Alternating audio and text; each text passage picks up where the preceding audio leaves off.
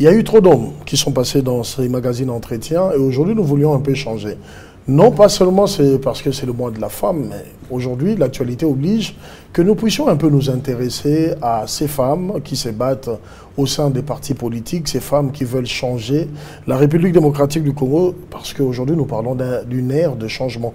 Je reçois une militante, elle est secrétaire politique nationale en charge de la santé publique dans l'Union pour la nation de Vital Kamerhe. Elle est médecin de son état, cette dame s'appelle Esther Ntama. Bonsoir madame. Bonsoir monsieur. Militante politique, vous êtes une native de Ngaba, vous avez postulé à Ngaba et ça n'a pas marché. Et quel est l'essence de ces combats pour les femmes? Alors qu'on sait que la grande majorité de nos communes sont portées par des femmes. Il m'a fallu beaucoup de courage pour postuler à Ngaba. J'ai postulé après avoir passé plus de 10 ans en Afrique du Sud. Étant natif d'Ngaba, j'ai postulé aux élections à la députation provinciale d'Ngaba. Je suis sortie 3e avec plus de 1000 voix. Pour moi, j'ai appris beaucoup. J'ai palpé les réalités du terrain. Je connais les données d'Ngaba. Et je me dis que non, c'est bon, avec plus de 1000 voix. La population d'Ngaba m'a fait confiance. Prochainement, je vais améliorer et j'aurai ces sièges-là d'Ngaba. J'étais 3e. Malheureusement, il n'y avait qu'un seul siège pour Ngaba. Donc pour moi, il ne s'agit pas d'échec. En tout cas, là, je me retrouve. Vous jouez à la chrétienne qui dit Christ transforme nos défaites en victoire. Monsieur, je vous alors dis que la défaite, elle est quand même là, vous n'êtes pas élu. Mais il y a des gens qui étaient présents qui se disent Bananga, mais Bakoki, ils ont fait moins de 1000 voix. Et pardon, moins de 100 voix. Moi, Esther Ntama, j'ai fait plus de 1000 voix. Vous comprenez un peu? Après plus de 10 ans d'absence au pays, venez vous oser, on fait cette chance-là. C'est à féliciter, coup de chapeau. En tout cas, je ne peux que donner, jeter des fleurs à ma base d'Ngaba pour la confiance. Merci, Mingi, papa, maman, Ngaba, pour la confiance. Moi, c'est que moi, Bino, bien, que non, Esther, on t'a demandé à nouvelle image Ngaba, au Babengi commune, ba voyer, ba kuluna. Boza penaba, au Batangi, bazo sa la fierté à commune, non.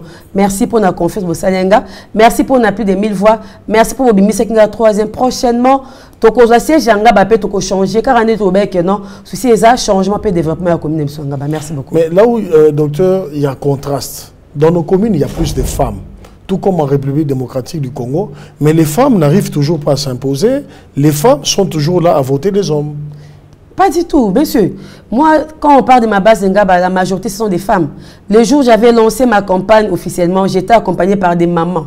Ils ont abandonné les marchés, ils ont tout abandonné. On était avec les mamans depuis le matin jusqu'au soir, sous la pluie. Nous avons marché sous la pluie pour palper les réalités d'Ngaba. Vous comprenez un peu? J'ai bénéficié du soutien des mamans d'Ngaba.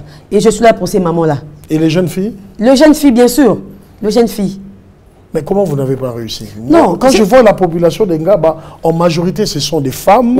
Mais les femmes qui n'arrivent pas à porter leur docteur Esther quand même. Monsieur, il y a eu plusieurs paramètres. Mais pour moi, le fait déjà de faire plus de 1000 voix, en tout cas, je suis satisfaite. Et surtout, le combat n'était pas seulement d'avoir le siège d'Ngaba. Je travaille avec les tickets gagnants, le duo Fatchevite, qui est composé du président Félix Tshisekedi et Vital Kamerhe.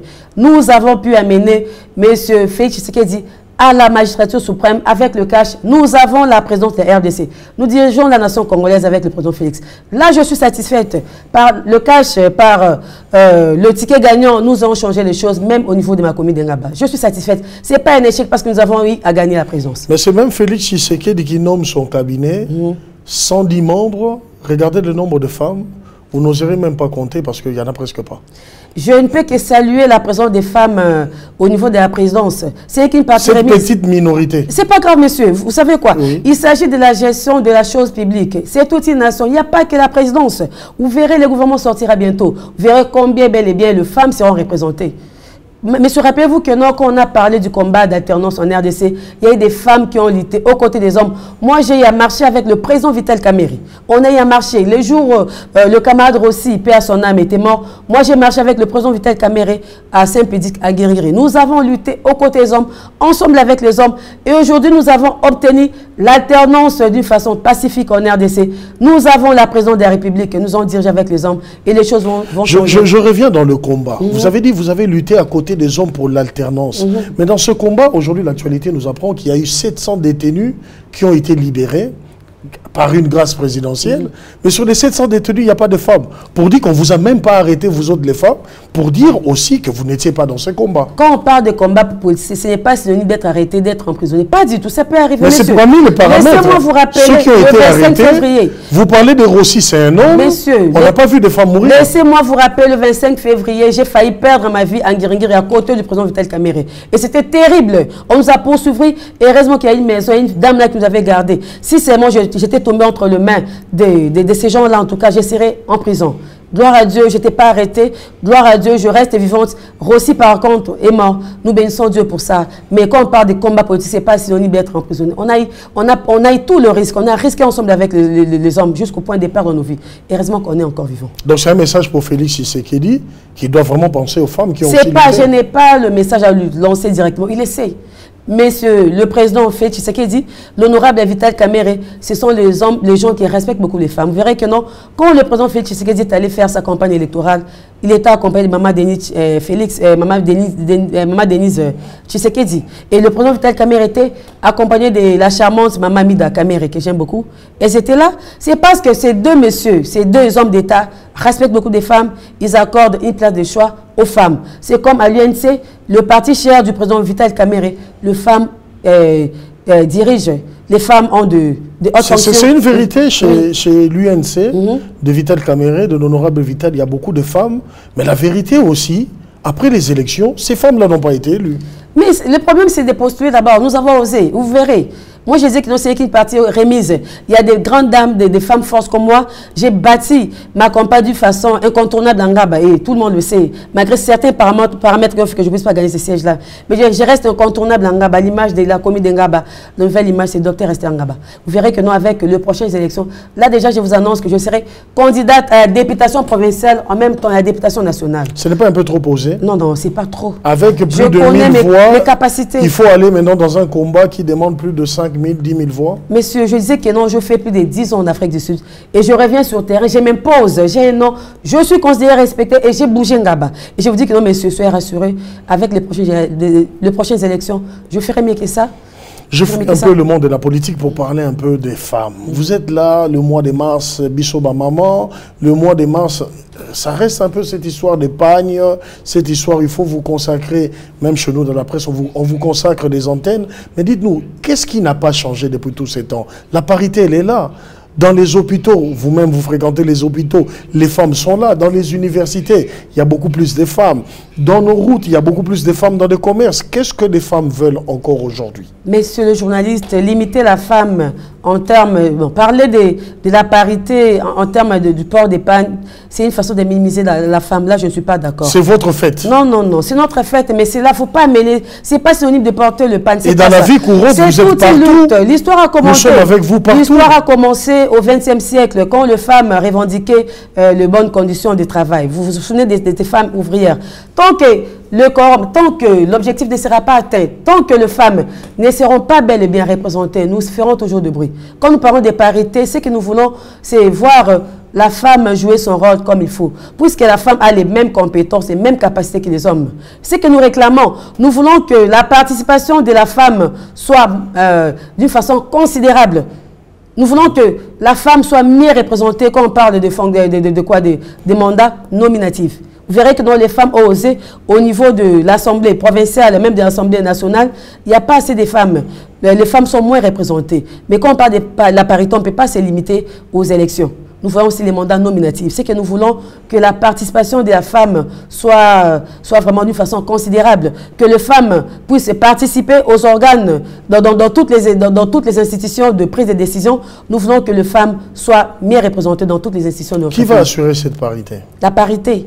Qui doit l'assurer aujourd'hui? Ce n'est pas Dieu le Père lui-même, Jésus-Christ, Allah, Mohamed, Mahomet, tout ça. Qui doit assurer cette parité aujourd'hui? La parité, nous avons un chef de l'État, il y a le président Félix Tshisekedi qui est là, il y a toute une organisation. Il est là, c'est un monsieur qui tient beaucoup à l'état des droits. Et je le salue, je le félicite encore pour ce qu'il a fait.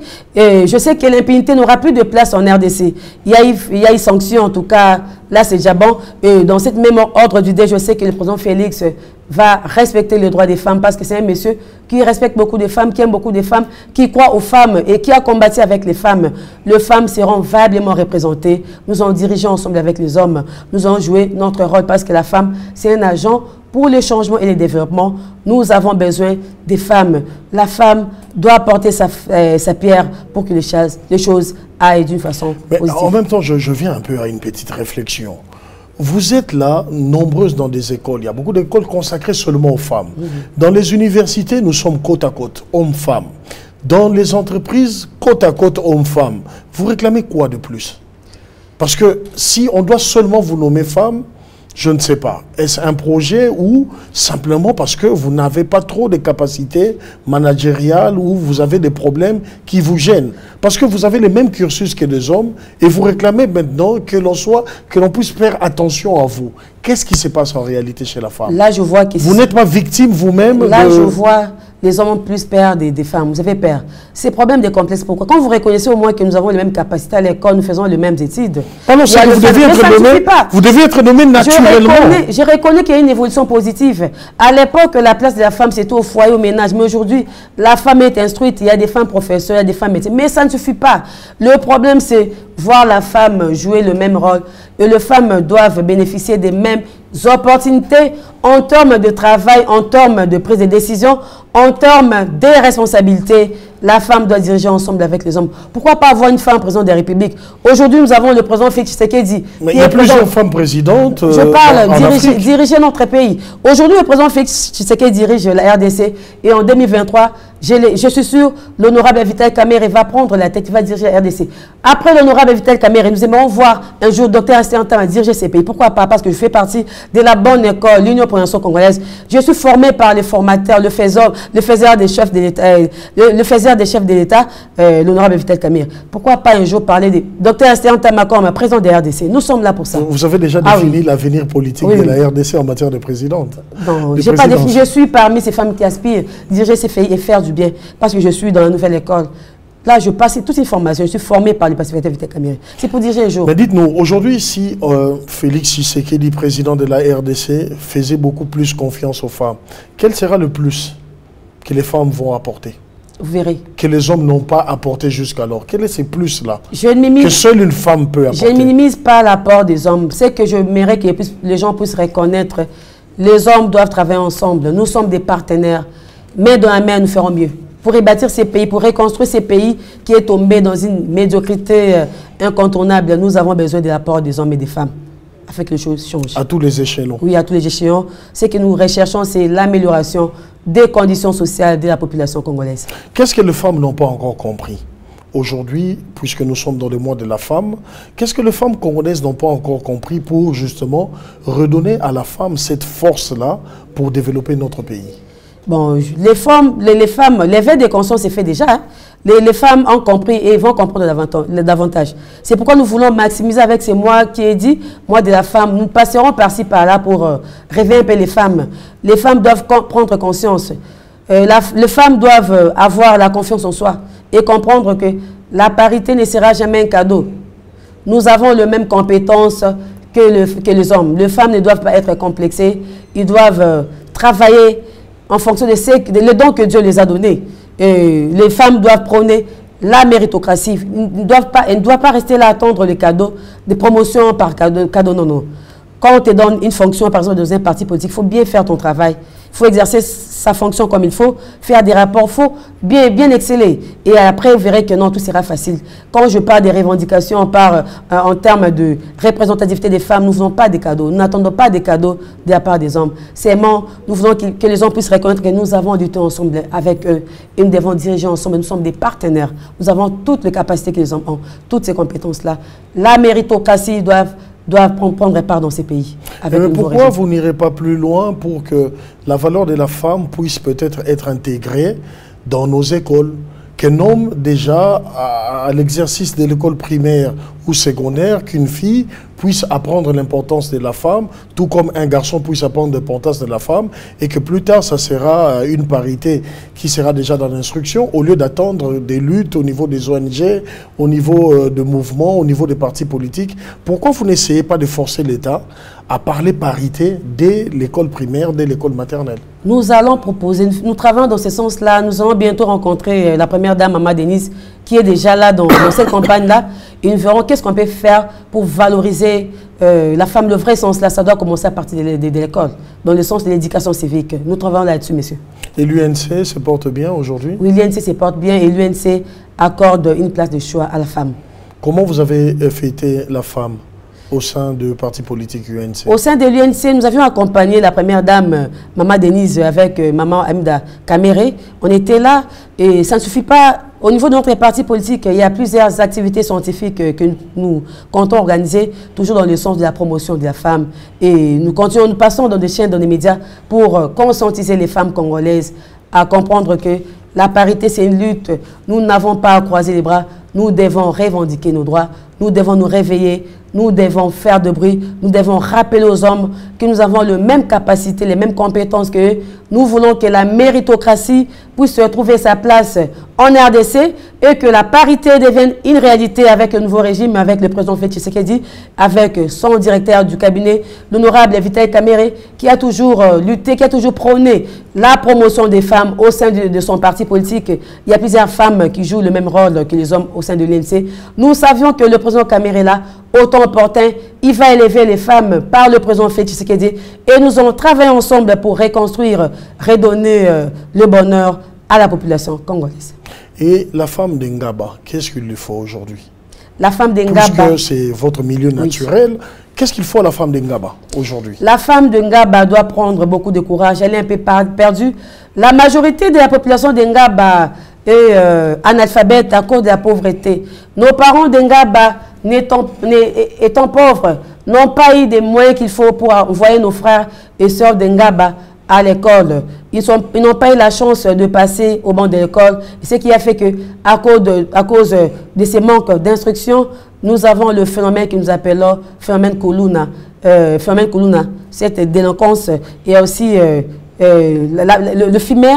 Oui, ça c'est une autre réalité. C'est à cause de manque d'information et de formation, à cause de la pauvreté. Nous avons essayé de voir, bien que je n'étais pas élu à Ngaba, l'objectif était d'être élu à Ngaba pour pouvoir proposer des édits qui feront en sorte que les changements et les développements deviennent une réalité dans notre commune. Mais ce n'est pas trop tard, nous avons essayé un peu de faire des propositions au nouveau président de la République avec l'honorable Vital Kamerhe. Nous ferons des propositions qui feront en sorte que la formation professionnelle soit valorisée en Ngaba. Et pourquoi pas dans toutes les communes, et pourquoi pas partout à Kinshasa, même en RDC. Vous verrez que non, tous ces gens-là, toutes ces filles qui n'ont pas eu la chance d'aller à l'école, qui sont devenues mères à cause du manque des formations de formation, nous allons essayer un peu de les récupérer et les orienter à faire des formations professionnelles pour qu'elles deviennent utiles à la société. Moi, je me dis aujourd'hui, s'il faut prendre un groupe de Kuluna, vous les orientez vers le métier, ils apprennent à conduire et vous leur donnez le travail. Si un Kuluna sort aujourd'hui le matin, il part faire son coup de main, il revient le soir avec 40 000 francs, il n'aura plus le temps de faire la délinquance qu'ils sont en train de faire là, à Ngaba, les mobiles que vous appelez les Kuluna. Il faudra peut-être leur montrer aussi que Ngaba jusqu'à l'Unikin, c'est à peine moins de 1000 francs congolais. Oui. Pour aller étudier à l'Unikin, c'est bien moins cher en transport. Pour ceux qui sont encore jeunes, nous allons en tout cas insister, leur rappeler que l'éducation, c'est la base de toutes choses. Mais pour ceux qui n'ont pas eu la chance d'aller à l'école, qui se sont retrouvés à l'âge avancé, c'est pas trop tard. Ils peuvent toujours faire quelque chose. Ils peuvent faire des formations professionnelles. Il y aura des cours de langue qui se donneront afin qu'ils deviennent aussi utiles à la société. Je peux vous donner 2 minutes pour lancer un mot au président Félix Tshisekedi en ce mois de la femme. Au président Félix Tshisekedi, mais aussi à toutes les femmes congolaises. Face à la caméra, vous avez 2 minutes. Au nouveau régime qui est dirigé par le président Félix Tshisekedi, avec son directeur de cabinet, l'honorable Vital Kamerhe, c'est que les femmes attendent de vous. C'est d'abord la participation de femmes dans toutes les instances de prise de décision dans notre pays.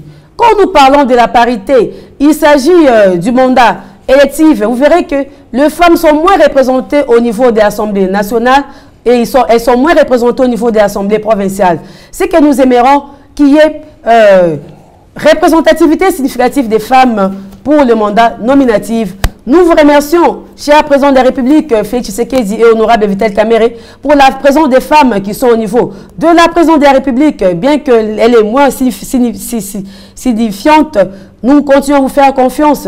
Le gouvernement va sortir bientôt. Le plaisir serait de retrouver les femmes, c'est retrouver au même niveau que les hommes, parce que les femmes, comme vous le dites toujours, ont les mêmes compétences, les mêmes capacités que les hommes.